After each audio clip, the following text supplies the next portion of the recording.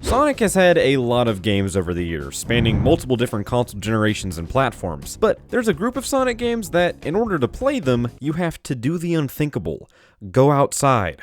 Ugh.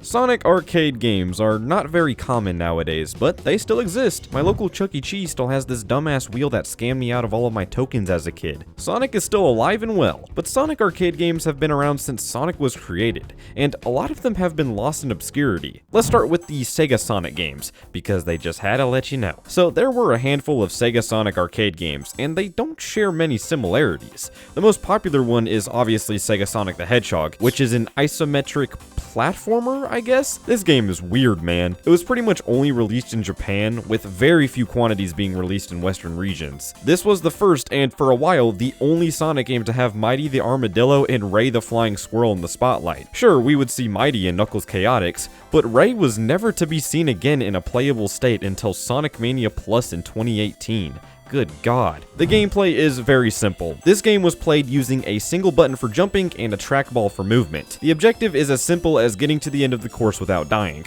but there are tons of obstacles that you have to wisely maneuver around. There are a total of 7 different distinct stages along with 1 boss fight. So for an arcade game, there's a decent amount of content in here. Of course, these levels are super short, so you can breeze through this thing in under 20 minutes. But again, that's pretty good for an arcade game. Despite being released pretty much exclusively in Japan, this game feels very Western to me. The character designs, animations, and even some of the environments kind of resemble Sonic Spinball on the Sat AM TV show if you ask me. I don't know. Regardless, this game is pretty freaking cool, and I highly recommend picking up a copy if you find one for a good price. SegaSonic Cosmo Fighter is a pretty strange game. Seeing Sonic in this game just feels pretty weird, but hey, I've seen weirder. This is one of the most obscure Sonic arcade games, as it saw a very limited release in both Japan and Australia. This isn't your everyday arcade game either, because it's actually a children's ride simulator thing. The gameplay is very simple. It's a 2D shooter played from a top-down perspective. It's similar to games like Galaga, Space Invaders, Sonic Frontiers. There's also voice acting in both the Japanese and English versions of the game, which is very strange to see. There are a few videos on Twitter posted by the user IamAmazing100 that detail many things about the machine. It's so cool to me seeing this piece of Sonic's history uncovered after so many years. There was also SegaSonic Popcorn Shop, which was not nearly as interesting, but it was cool in its own way. This was just a popcorn vending machine that had a Sonic minigame for you to play while you wait for your popcorn to be made. Even if you did nothing in the minigame, you would obviously still get your popcorn. Complete with unique animations and decently okay gameplay, this was cool. This was only released in Japan, and it is the only Sonic arcade game to have a food element involved. Okay, sure, Waku Waku Sonic Patrol Car kinda goes with Cosmo Fighter, as this is another children's ride, but this thing was released exclusively in Japan in December of 1991, only months after Sonic was introduced to the public. This is a racing game of sorts, where you ride in a police car and control Sonic, who takes the role of a police officer. The object of the game is simple: don't run over pedestrians. Then Dr. Eggman shows up and starts committing terrorism, and then you have to spin attack his vehicle for it to explode. I don't know, man, this game is super weird. I think it's the art style that just looks uncanny to me. Sonic being a police officer was an interesting idea though, so interesting to the point where an adaptation of this game was featured in the Archie comics. That's pretty neat. There were also a ton of Sonic sports games that were released in arcades. Sonic Athletics was a game that featured a treadmill race between 8 players. A 100-meter dash, long jump, and 110-meter hurdles were all included as game modes. Obviously, the treadmill was used to track how fast you were running, and of course, the speed of the character would change depending on how fast you were running. How terrifying. Thankfully, for the events that required jumping, there was just a simple jump button, because we definitely wouldn't want another freerider situation on our hands. There was also Sonic Sports Air Hockey, which was nothing but a Sonic-themed air hockey machine. A similar thing could be said about Sonic Sports Basketball. Sonic the Hedgehog 3 Let's Race was put in certain movie theaters to promote Sonic Movie 3. Basically, you and a friend would stand on these pads and run in place to see who was the fastest. That was literally it. Sonic Blast Ball might not count as a sports game, but it involves a ball, so close enough, damn it. This was one of those machines that you had to drop a ball and hope it landed in one of the jackpot tubes. This was just another everyday arcade game that happened to feature Sonic. But those weren't the only sports games. We also had the 2 Mario & Sonic Olympic tie-in arcade games. The first one, Mario & Sonic at the Rio 2016 Olympic Games Arcade Edition,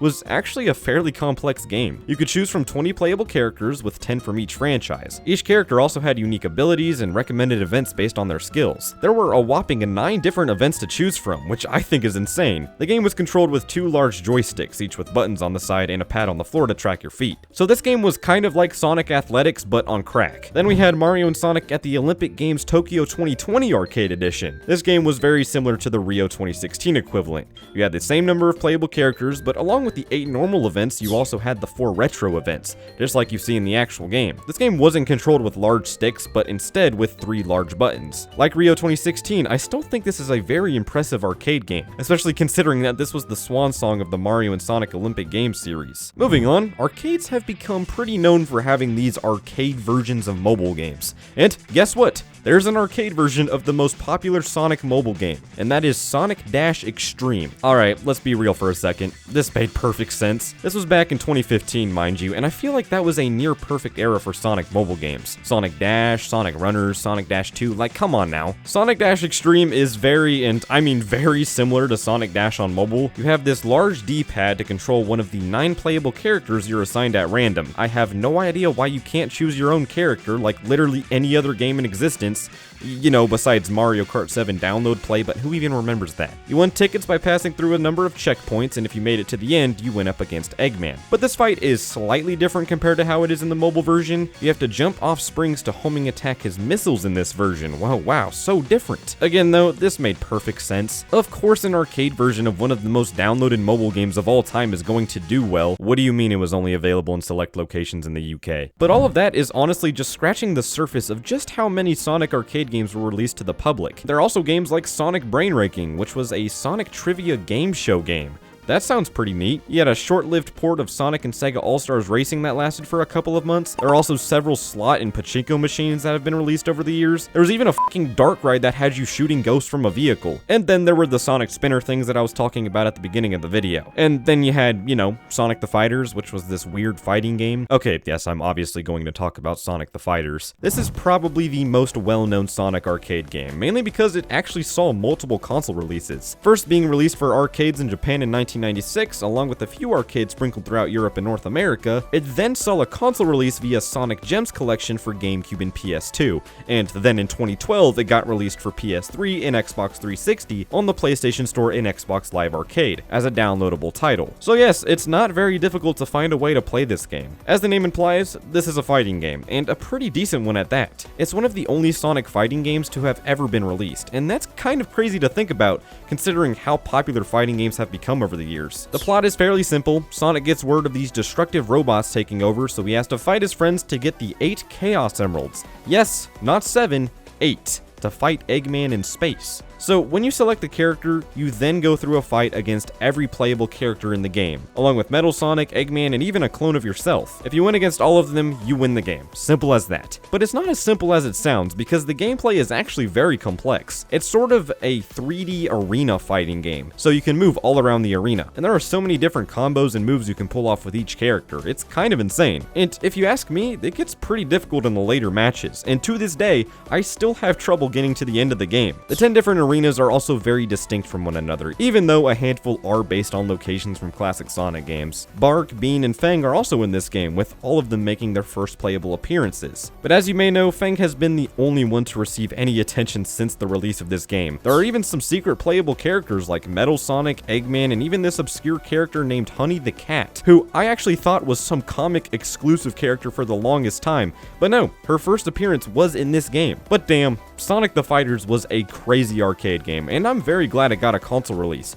because it is a fun fighting game, and I hope the formula gets revisited in the future. But yeah, that was a quick rundown on the history of Sonic arcade games. When I started writing this video, I had no idea just how many Sonic games existed in arcades, but the more I thought about it, the more it made sense. Sega has always been known for their arcade games, so why not let Sonic get some of his own, you know? But anyway, let me know what your favorite Sonic arcade game is in the comments down below. But that's all for me. Thank you all so much for watching, and I'll see you all later.